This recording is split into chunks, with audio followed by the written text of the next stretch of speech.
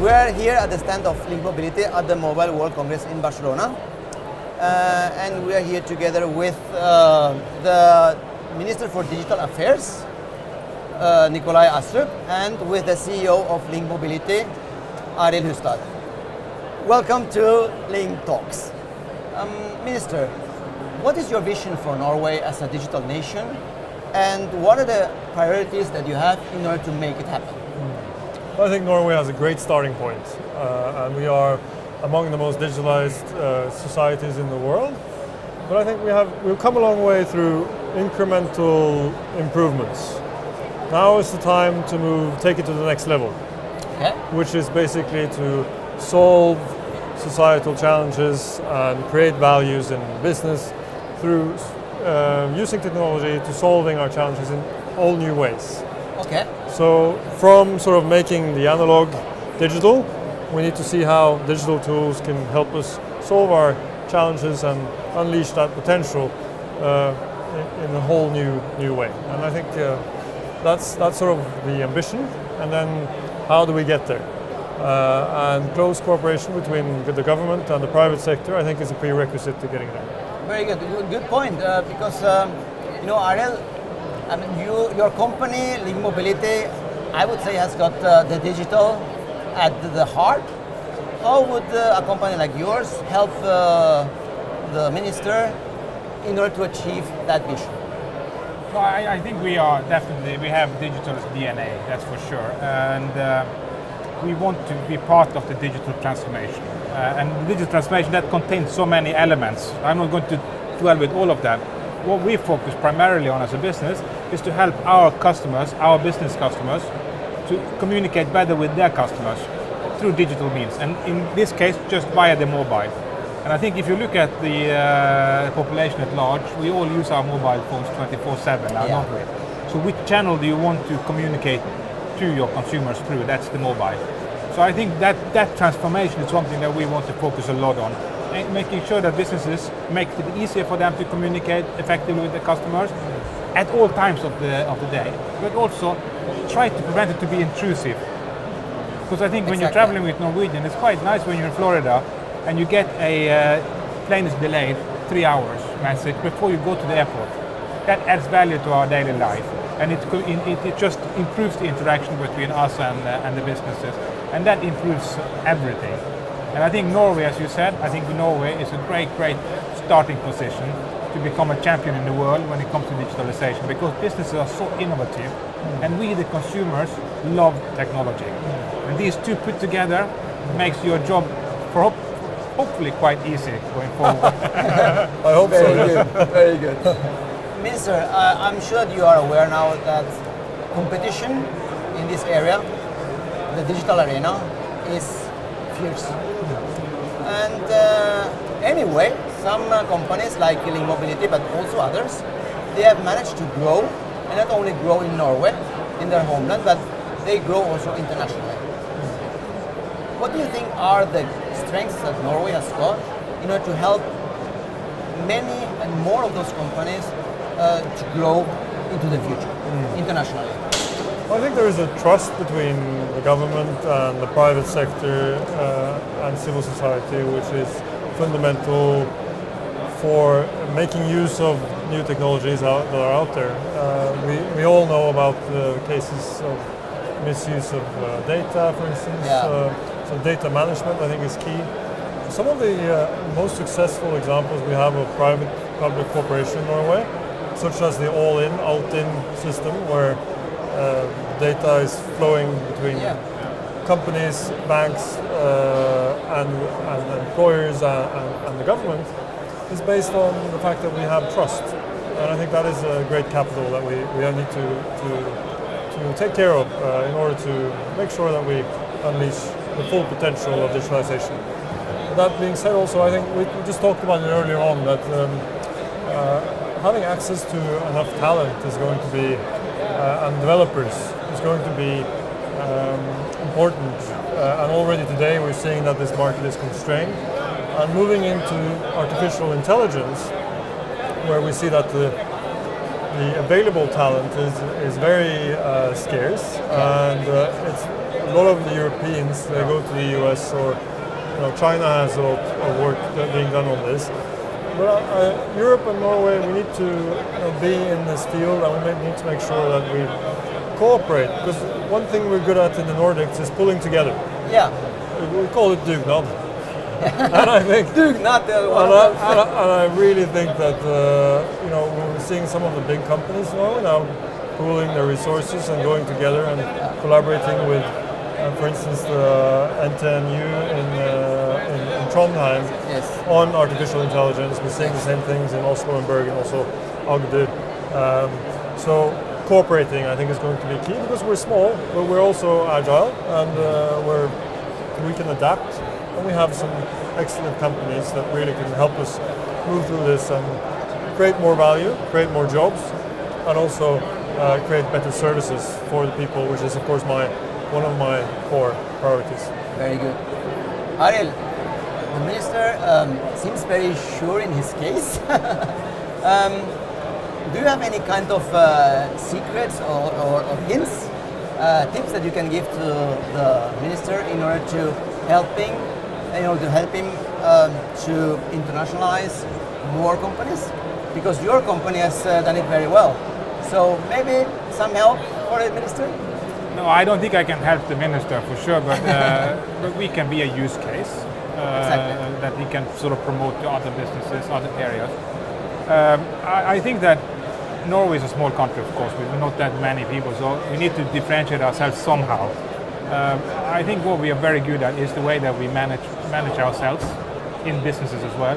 We're very open, we're very transparent, and information flows around in an organization so freely compared to some of our competitors, which is more hierarchical. And I think if you talk about artificial intelligence, information society, IT, all of that, it requires quite a lot of simultaneously interaction between lots of different professions: marketing, sales, IT, innovation. And if you can sort of blend it together in a Nordic model, I think we have a lot to offer. And of course, that's the innovation part of it. And then you have the commercialization part of it. I think we Norwegians, we just have to be more ambitious when we go abroad. Because typically we do it quite well with Equinor, with Telenor, but then we spend a lot of money on it. Being more savvy, trying to be more American, feel that we're a little bit proud of ourselves. We can take on San Francisco. More aggressive in the positive way. Yeah, but I mean, you have to be positive about it. Yeah. And I think Norway has a lot. I found it a lot when we acquire businesses in Europe. Some of our competitors were American. They also want to buy the same business. But actually, the Italians sold to us. The Spanish sold to us. Then you ask you why. Maybe because the Nordic is seen more like an innovation, very sort of transparent society, very open society, no corruption, no nothing. So we have a lot of nice ingredients coming out of Norway, coming out of the Nordic. I think we should build on. And I think that's something that can set us apart, I believe. So I think we have a lot.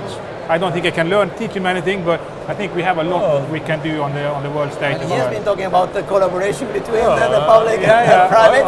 I think we need to talk more with each other across the different sectors in order to make sure that we as government can facilitate as best we can for a tech revolution in the private sector. And also, I think something where I think we need to work harder is to make sure that there is availability of capital for the startups in Norway. There's been a great development in the last few years. Much more startups than there used to be. There's the beginning of an ecosystem in all the major cities of startups. But then there needs to be available venture capital, risk capital for more than fish and oil, to put it this way. So we are very good at tech-heavy oil-related projects in Norway. That needs to go for tech-heavy other segments as well to make sure that we can build those startups into future big corporations, which will continue to make Norway proud. I'd just like to make a short comment to that, because I think the capital is important. Because you see some of the other markets, because we were listed before, so we saw that importance of getting capital in, risk capital, when you're a small business, you want to expand. So I think that can help a lot. I think the other part is actually government and the public sector using this service. I see that a lot in the health sector now, which is very, very exciting. I think if you can see more of that, that is really also part of the innovation, which we don't see in other markets. So if you do services like that with the interchange between the public and the private sector, you can commercialize it also from a Nordic or a Norwegian point of view. So there are a lot of good stuff happening, also driven by the public sector and of course now, of course, with your department and others. And public procurement is important in that picture. It amounts to 500 billion Norwegian crowns a year. Yeah. So how the public sector chooses to make their procurements is important also for what kind of companies we grow and making sure that new players and their new technologies can lead to radical innovation and not only incremental improvement. Incremental improvements. So if I understand you right, this is one of your cornerstones to improve digitalization in the public sector in Norway in order to make what can I say, procurement much more agile and more adjusted to the reality of the needs of the state, of the country, of the citizens. I believe in a user-oriented approach where the patient or the pupil or whoever it may be is at the center, and digitalization is a means to an end and not an end in itself. And sort of trying to change the mindset in not defining what kind of solution you need, but what the problem you want to have solved is, and being open to solutions, I think is a step in the right direction. And these are my ambitions, and then we will see whether or not I manage to deliver. But at least I think it's important, if you don't set any ambitions, then you're not going to manage anything. So you need to have some goals, and one of the goals is to have more innovative procurement from the public sector. I really hope that you succeed. Arlid, do you have any I comment? agree, and you've been in this business for a long time now. I know. And so have I. So we always try to lobby for a minister of digitalization or technology and IT in Norway. We've done that for many, many years. Yeah. So I think it's really nice to see is that you are here now, and you have this post, you have this mandate. I think this is really, really important because I think IT infrastructure, 5G as you talked about, all of that is facilitation. I think if you can work on that facilitation, that can also set Norway apart. And we are already set apart already, but it can even take us further. Because you shouldn't underestimate the importance of good infrastructure, and that's where that's where you also play a part. So I think this is something that is very, very positive for Norway and for the future of our business, so to speak. I think a quick rollout or early rollout of 5G in the Nordic countries could really have repercussions for the wider business and research community in the Nordic countries, and be a very positive thing. So my ambition is, together with my Nordic neighbors, to be at the forefront of rolling out 5G. Very good. I have one last question for you. Yes. And it's on a more personal note. Okay. What do you have experienced as the most positive in this month you've been Minister of Digital Affairs? Well, what I think has been great is that this is a post which was a lot of people hoped for, and that is a very good starting point. Yeah. And actually, the same thing happened to me last year, because then I was appointed Minister of International Development, a post which we didn't have for 4 years. And those who are interested in that field, they also really hoped for that post to re-emerge. So, but then I hope this time I get to keep my job a little longer than my last one. So, we all want that. So, because it's difficult to sort of deliver on this vast agenda within a year. You need more time and you need perspective, even though things are moving fast. Yeah. Very good. So thank you very much for this interesting conversation. It was really pleasant and very positive. Thank you very much. Thank you. Thank you very much. Thank you. Thank you. And good luck. Thank you.